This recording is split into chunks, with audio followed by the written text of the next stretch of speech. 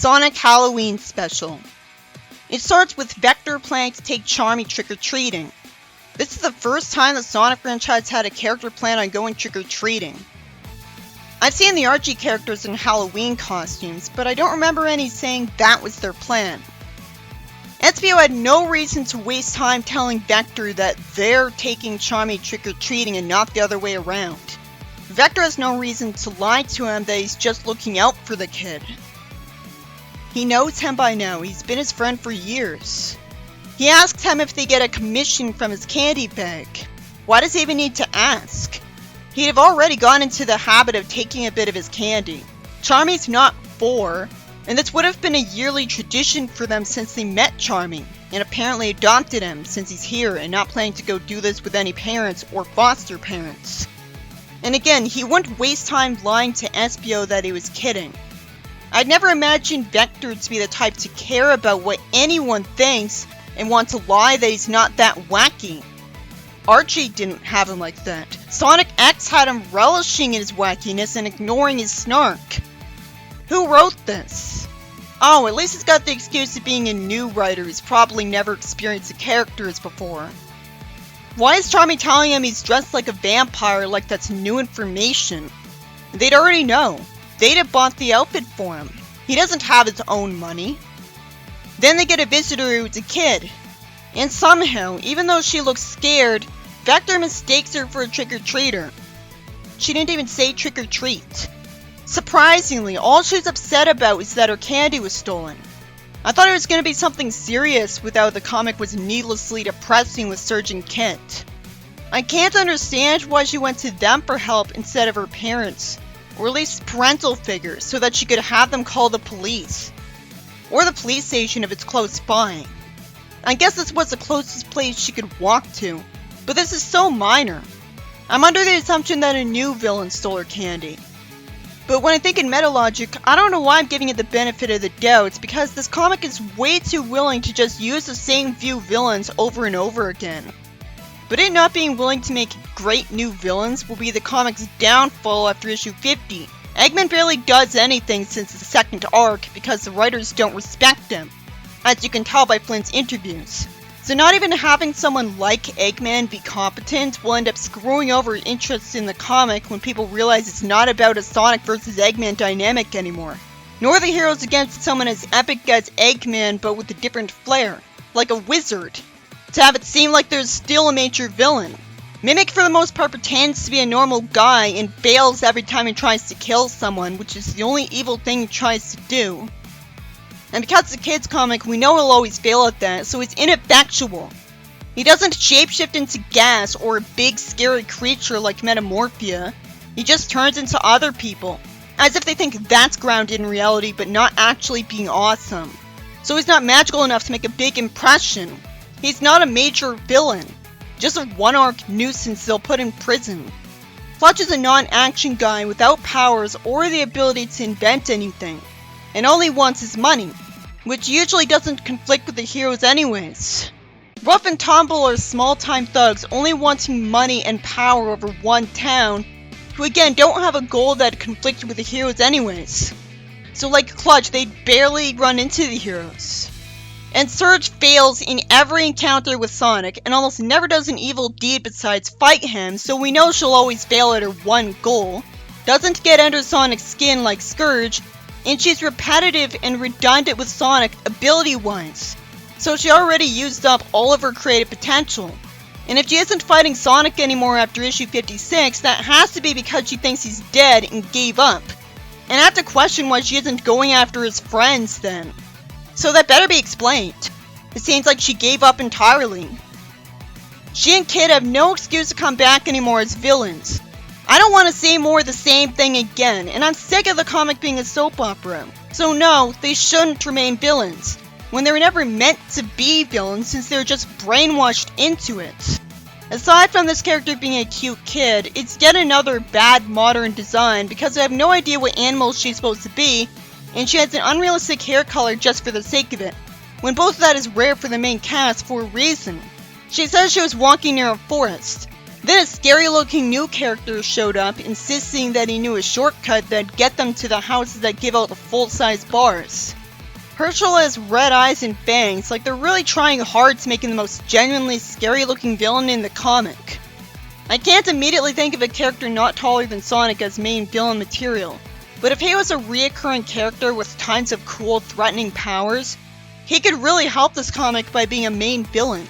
But I think he'll just stick to this comic because he got introduced in a side comic and apparently all he did was steal candy, when he could have easily been written to have kidnapped her friends, and that's why she's here alone. Too bad his name isn't scary. And I always wondered if he was Mimic. It's believable that the kids followed Herschel because of course they'd want better candy, and that's the only way they could be guaranteed to get it before their bags get full. And while it'd be smarter of them to not follow him because they'd be raised not to go with a stranger in case he wants to kidnap them, not all kids are that cautious. And these kids are thinking they're smart for taking advantage of an opportunity to cheat trick-or-treating a little. And would think that assuming he's trying to inconvenience them in any sort of way would be paranoid because of how unlikely it is. Most kids are more optimistic than that. And they just don't want to get separated from their friends now that they're deep in the woods and lost. That makes sense. At least Herschel tries to reassure them not to worry, but I doubt it'll make them feel better. Eventually he disappeared and didn't come back. The main kid didn't want her friends to freak out, so she thought it'd be good to try to head back the way they came. Then they got scared by a person wearing a costume that hit his head, who stole their candy with robotic claws for arms. I know it's a costume right away because no actual creature would have eyes looking like that. It's such a scary design for a character with such a petty goal. The eyes look goofy though, so I don't know what he was thinking. His hands remind me of Ixus. I have to wonder if this is Herschel and he's operating a little robot suit, but this could also be his friend. It would be boring if he was working for Eggman's side, but at least then it'd be Eggman being behind something again, and him being this small scale would be creative of him. It's sad when Boom Eggman is better than a comics Eggman. At least he was active and in every episode and had charm. Vector reassures the kid when she feels stupid, as I still want to know her name. It's a bit harder to be invested in a plot this way. Inexplicably, Vector would rather go trick-or-treating than help recover a kid's stolen candy, and he doesn't even tell her she should go to the police instead. Or go to Sonic if he really believes there's a monster. Even then, I don't care if it's a monster, the police would still be able to handle it because they have guns and tasers. Vector isn't really that neutral. He's still a hero functionally in every iteration. Him working for Eggman and Heroes doesn't make him neutral because that was one game, and him wanting to get paid a lot for rescuing him like anyone else doesn't mean he'd want to help him do evil things. And he never did anything evil again. And it's not like wants everyone to be free. He would have rescued Eggman too if he contacted him instead. Game Sonic isn't like that, but he would have saved him if Eggman said he wasn't being given water. The kid says she could point out where she was going before on a map, but naturally refuses to go with them. I never imagined that there'd be a map of the city in the Chaotix' house, which is also somehow their workplace at the same time. To be fair, Mobius doesn't have to be exactly like Earth, and I don't see why they couldn't have their house be their workplace. But it seems fiction-y that way. Then out of nowhere, Sonic and Tails are in the story.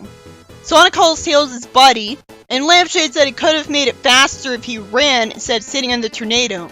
Then why did they take the tornado? How are they in this plot? Tails would know how fast it is, and I thought he was able to keep up with Sonic, which is why I was able to chase him when he first saw him in that flashback in SE1, which is why they became friends. Also, it's out of character of Sonic to be sitting on the tail end of the biplane instead of standing on the wing of the plane, so he wouldn't do that if he's not going to do that from now on from character development where he's matured out of that. But this is better than the status quo because he's got his back to a part of the plane, so there's something keeping him on the plane no matter how much the wind in front of him goes against him. Well, if he was standing on the wing, the wind should blow him off it if the plane goes too fast. And if Tails suddenly has to turn the plane, he could just instantly turn around and grab the back of it.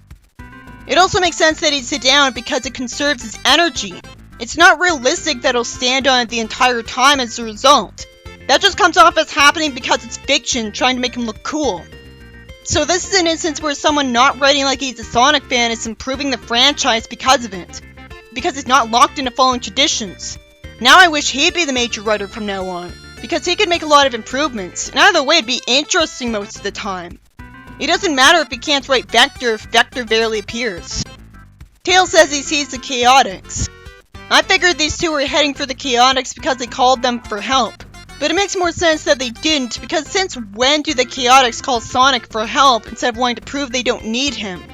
They meet up with the Chaotix, and Tails somehow acts like it makes no sense that they'd get a case on Halloween, when I'm sure it'd be just as likely as any night for crime to happen in it. Why does Charmy keep referring to the candy thief as a monster when it had robot arms? So chances are that he's either a robot or cyborg or person operating a robot suit. Tails isn't questioning the existence of monsters, and neither does anyone else, implying that monsters are a normal part of their world. Sonic says they should forget trick-or-treating to help the Chaotix. So for once he's being a hero, but since he'll get glory for it, it's not even being unselfish. Tails is somehow scared enough to stutter at the idea of a monster when he's already seen Chaos get beaten, and he hasn't even been told what the monster looks like. And he and his friends have always been their enemies no matter how scary or dangerous they are. But now he's scared of monsters because he's a kid. Well, he'd have less reason to be scared of them if he had a ray gun with him. What kind of costume for Halloween is that? What's he supposed to be? I know he has a cowboy hat, but he'd wear more than that. You don't tend to see a cowboy walking around shirtless. They end up seeing kids run past them scared of a monster. There's no way one of them would say children and candy first at a time like this. Candy can't run away. This story has some problems, but it's so good if all I have to complain about so far is the dialogue. I'm glad SBO references the fact that they had a case last night too, because it means they got paid last night. Tails says he's used his tablet to pinpoint where the scream came from, because now all of a sudden the tablet can do that and has a compass in it. It's surprising, but it makes sense. It's common sense that he'd give it these abilities because they could constantly come in handy and he's got the spare time. I'm still looking confused because this came out of nowhere for plot convenience. And besides, you'd think they'd have been able to figure out where the scream came from and run its direction regardless, because we can tell where a noise came from by ourselves.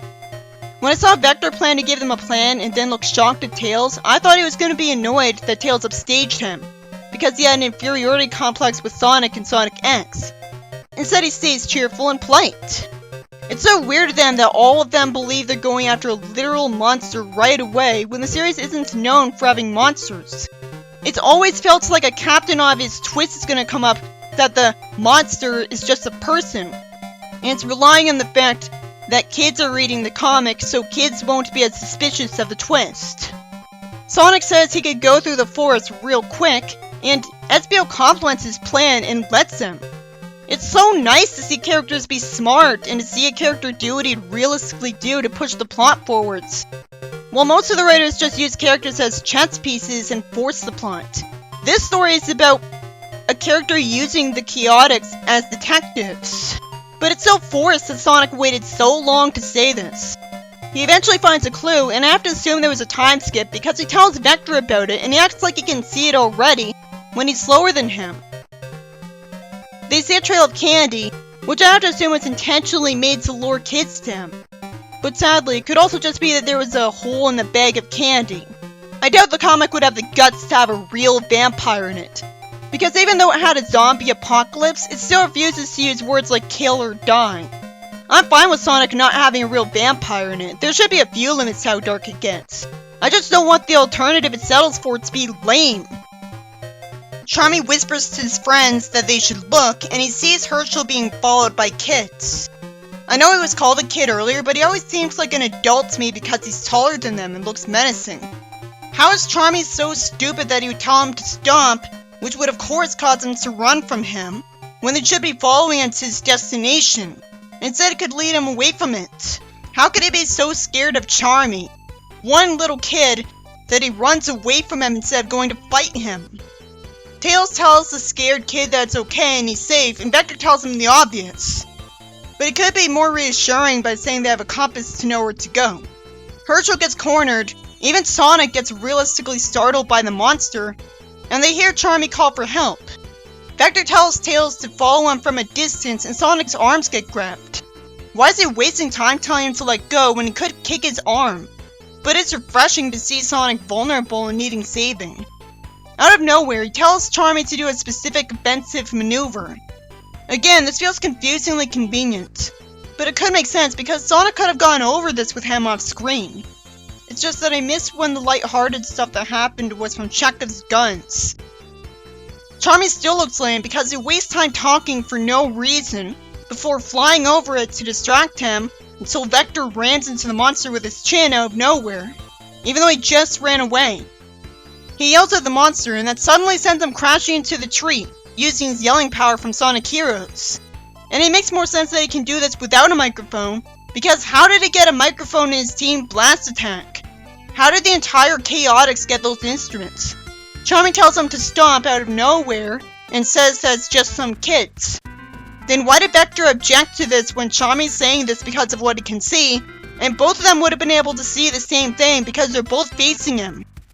The monster is made up of 3 kids hiding in cloth, not even an adult. Well, that's lame for the Sonic series. But it does go with the idea that the eyes of the monster look too lame to be a constant villain. But even kids would make it look more scary. Herschel punches Vector all of a sudden, which is less lame than him staying away from them out of fear because he was afraid of Charmy. So are the red glowing eyes going to be explained away with the lame excuse too, or can it be dangerous from now on? Because it makes no sense for him to just be a part of their group. You need to say he has glowing contacts at this point. They get called out as not nice, and one of them has strawman villain dialogue that playing nice never gets you anywhere. Sonic says nowhere to run as if he's supposed to be threatening. But they should know he and his friends would never hurt them, and they're outnumbered anyways. So whatever, Sonic. Vector grabs one of them, Herschel runs away saying a jarringly lame stilted bully line, which doesn't fit with his design, and suddenly it turns out he's running towards Tails, who just calls him out like he's his mother, stating the obvious as if there was any chance that he could change him. It's just too lame to have the villains of a Sonic story be evil kids, because we know they're not going to get hurt by the heroes on purpose. So they're barely going to get any karma. Things keep getting lamer. Tails gets lame by saying he's a cowboy and saying even more lame dialogue he wouldn't ever say. He's giving him warning times to run away from him so that he won't lasso him. So Herschel should have attacked him and run away. But instead he gets lassoed immediately. Because out of nowhere, it turns out Tails is an expert at lassoing. It could make sense because he's a math expert, so he'd be good at calculating trajectory. But still, lassoing is a physical athletic skill. I mean, you'd think you'd have to learn how to lasso well first. At a time like this, the absence of Bunny hurts, and Tango could have done this too. Tails keeps having lame dialogue, and Charmy puts a bag over the head of a kid, and Vector grabs another one. The story is really dragging out at this point. Charmy ends up finding a huge amount of candy in the woods. At least that was a unique visual. And he gets called Bud. Okay, now end here. A kid cries and says they spent all year making those robotic arms. Since when can kids do that? Why would there be a robotics class for little kids in school? It would have been common sense to have the kids use Eggman's leftover technology, which happened in Sonic the Comic. Sonic calls him Buddy and says he's not taking their candy for himself, and somehow he's surprised to hear that. Eventually, Vector picks up a bag, and then a jewel falls out. Oh, it's a big piece of rock candy instead. That's believable, but again, it could have led to something interesting if it was a jewel, because then there could have been a new villain who had a jewel in their bag, who'd be an adult instead of these wimps, which would kind of try to make up for all this. And why are Herschel's eyes not glowing red anymore? I just have to assume he was born with the magical power to make his eyes glow red for the same reason Sonic is fast.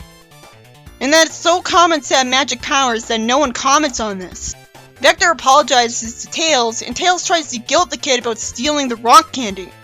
You know, it's bad enough Sonic's always trying to talk his enemies into being good with no reason to think they would change. Why is Tails being that lame too? And somehow, the villain says he never thought of it this way, and the other kids act like they got convinced by it.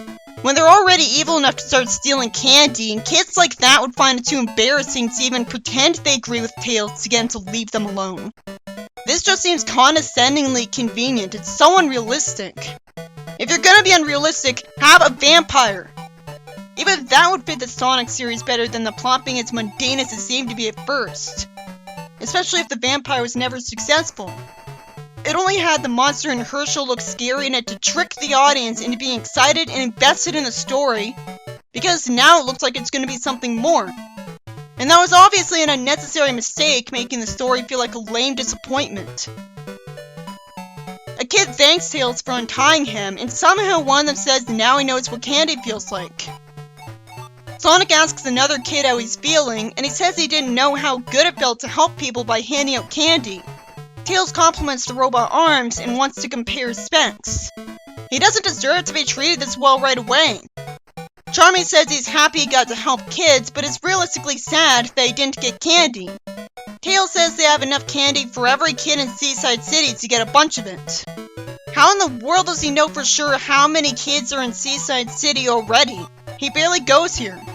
And how do they have that much candy? It's an outright city, it'd have tons of people.